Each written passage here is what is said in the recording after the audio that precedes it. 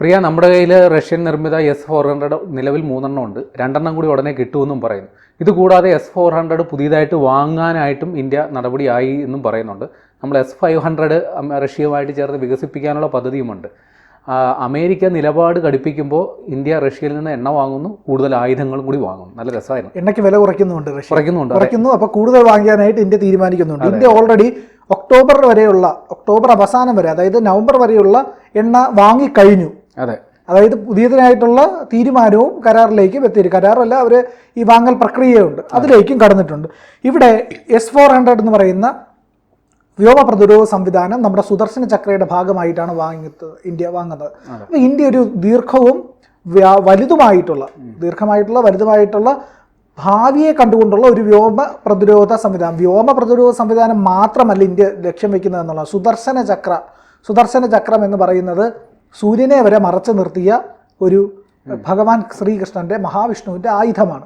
അത് ഭൂമിക്കടിയിലേക്കും ഭൂമിക്ക് പുറത്തേക്കും എവിടേക്ക് വേണമെങ്കിലും സഞ്ചരിക്കാം, ഏത് പ്രതിരോധവും തീർക്കാൻ കഴിയും. അപ്പോൾ സുദർശന ചക്ര വിഭാവനം ചെയ്യുന്നത് വ്യോമ, നാവിക, കര ആക്രമണങ്ങളെ, അതായത് ഭൂമിക്ക് അടിയിൽ നിന്നുള്ള ആക്രമണം വന്നാൽ പോലും, അതായത് വെള്ളത്തിനടിയിൽ നിന്നുള്ള ആക്രമണങ്ങൾ വന്നാൽ പോലും പ്രതിരോധിക്കാൻ വേണ്ടിയിട്ടുള്ള ഒരു സമ്പൂർണ്ണ കവചം തീർക്കുക എന്നുള്ളതാണ് സുദർശന ചക്രയുടെ ലക്ഷ്യം. ഒരു ഇൻ്റഗ്രേറ്റഡ് സിസ്റ്റമാണ്, എല്ലാത്തിനെയും കൂടെ ഏകോപിപ്പിച്ചുകൊണ്ടുള്ള.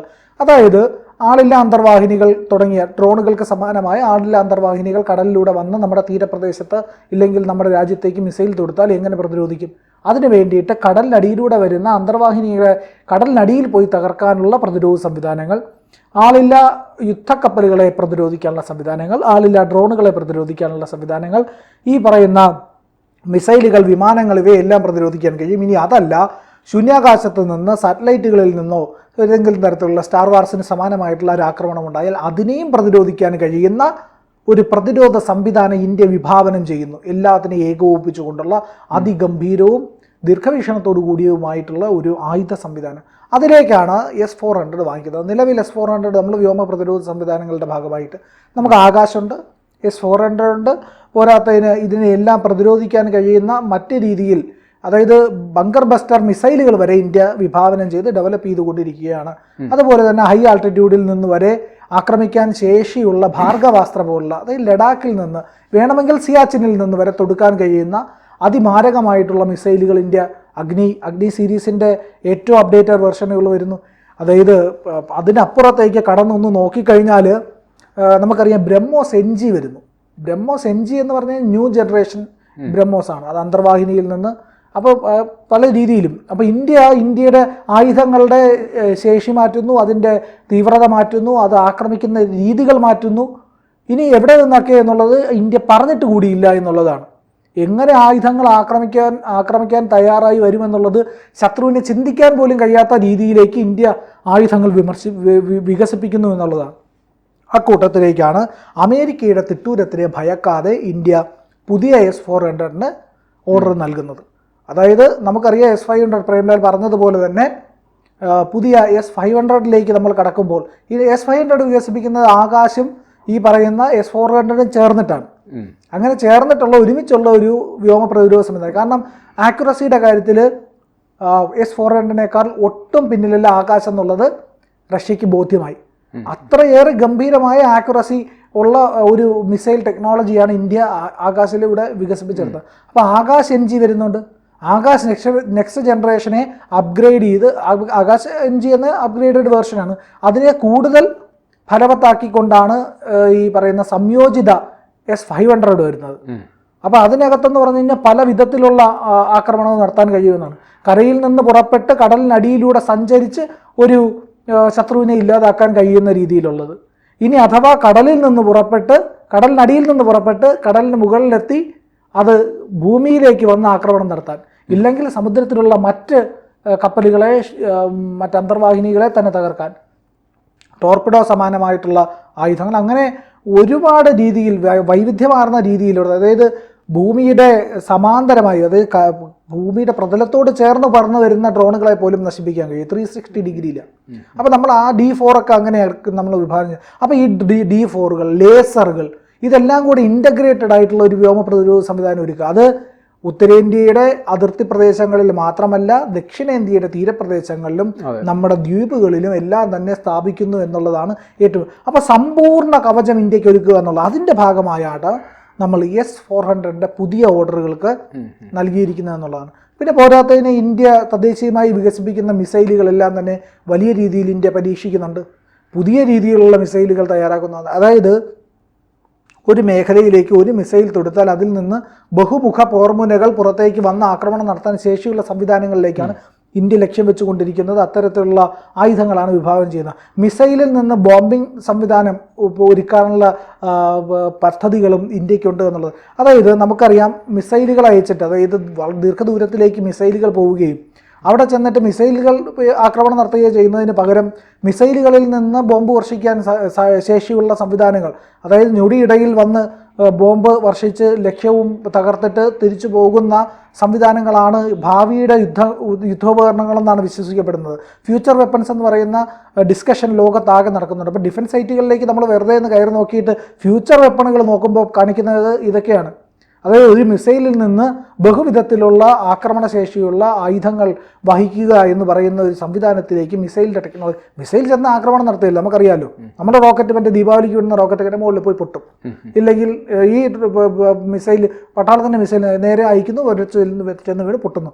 ഇതങ്ങനെയല്ല. പോകുന്ന വഴിയിൽ ആക്രമണം നടത്താൻ ശേഷിയുള്ളവ, അതിൽ നിന്ന് മറ്റ് ആയുധങ്ങൾ പുറത്തു വരാൻ ശേഷിയുള്ള, ഇതൊക്കെയാണ് ഫ്യൂച്ചർ വെപ്പൺസ്.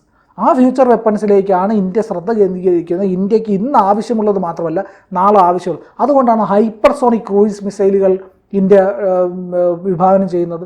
അധികം വൈകാതെ അതിൻ്റെ പരീക്ഷണങ്ങളെല്ലാം തന്നെ പൂർത്തിയാകും. അപ്പോൾ അത്തരത്തിലുള്ള ഹൈപ്പർസോണിക് മിസൈൽ പേരിട്ടിട്ടില്ല കേട്ടോ, അത് വരുന്നുണ്ട്. ശബ്ദത്തേക്കാൾ സൂര്യനോ മറ്റോ ആണെന്ന് തോന്നുന്നു പുതിയ പേരിട്ടോ. അപ്പോൾ പുതിയ, അതായത് ശബ്ദത്തേക്കാൾ 3 മടങ്ങ് വേഗത്തിൽ സഞ്ചരിക്കാൻ കഴിയുന്നതാണ് എന്നുള്ളതാണ്. വലിയ തോതിലുള്ള പേലോഡ് വഹിക്കാൻ ശേഷിയുള്ള ആണവ പോർമുനകൾ വരെ വഹിക്കാൻ കഴിവുള്ളതാണ്. നമ്മുടെ സ്റ്റോക്ക് പൈലുകളൊക്കെ എടുത്ത് നിമിഷ നേരം കൊണ്ട് ഘടിപ്പിച്ച് അതിവിദഗ്ധമായി പറന്ന് എന്ന് ആക്രമണം നടത്താൻ ശേഷിയുള്ള വലിയ മിസൈലുകളൊക്കെയാണ് ഇന്ത്യ വിഭാവനം ചെയ്യുന്നത്. അപ്പോൾ അങ്ങനെയാണ് ഈ പറയുന്ന S-400 ഇന്ത്യ വീണ്ടും വാങ്ങുന്നത്. അതിൽ കൂടുതൽ ഇൻ്റഗ്രേറ്റഡ് സംവിധാനങ്ങളിലേക്ക് മാറും. അപ്പോൾ ഇതിനകത്തുള്ള ഒരു പ്രശ്നം എന്ന് പറഞ്ഞു കഴിഞ്ഞാൽ അമേരിക്കയ്ക്ക് ഇതൊന്നും തീരെ പിടിക്കുന്നില്ല എന്നുള്ളതാണ്. കണക്കുകൾ പ്രകാരം എന്ന് പറഞ്ഞു കഴിഞ്ഞാൽ നമ്മൾ വലിയ തോതിൽ S-400 മാത്രമല്ല, നമ്മളുടെ 2020-24 ഇടയ്ക്ക് ഇന്ത്യയുടെ ആയുധ ഇറക്കുമതിയുടെ 36% റഷ്യയിൽ നിന്നായിരുന്നു. ബാക്കി രാജ്യങ്ങളൊക്കെ ഉണ്ട്. നമുക്കിപ്പോൾ ഫ്രാൻസുമായിട്ടും ഇസ്രയേലുമായിട്ടും ഒക്കെ ആയുധ ഇടപാടുകൾ ഉണ്ടെങ്കിൽ ഏറ്റവും കൂടുതൽ നമ്മൾ ഇപ്പോഴും ആശ്രയിക്കുന്നത് ഈ പറയുന്ന റഷ്യയെ തന്നെയാണ്. അതുകൊണ്ടാണ് അമേരിക്കയ്ക്ക് തീരെ പിടിക്കാത്ത. അമേരിക്ക പറയുന്നുണ്ട് അവർ നിന്നും വാങ്ങിക്കരുത്, ഞങ്ങളുടെ F-35 വാങ്ങിക്കും. നമ്മൾ പറ്റില്ല, വേണ്ട, ഞങ്ങൾക്ക് SC-57 ഉണ്ട്. തിരുവനന്തപുരത്ത് നോക്കൂലും കിട്ടിയില്ല. അതായത് ഇതിൻ്റെ പ്രശ്നം എന്ന് പറഞ്ഞു കഴിഞ്ഞാൽ ഈ മെറ്റീരിയൽ ഇതിൽ ഉപയോഗിച്ചിരിക്കുന്നത് അതായത് വളരെ ചെലവേറിയ ഒരു വസ്തു, വളരെ ചെലവേറിയ ഒരു കാറ്, എന്നാൽ കുറച്ച് ആയുസേ ഉള്ളൂ, നമ്മൾ വാങ്ങിക്കൂ, ഒരിക്കലും വാങ്ങിക്കില്ല. അതാണ് F-35.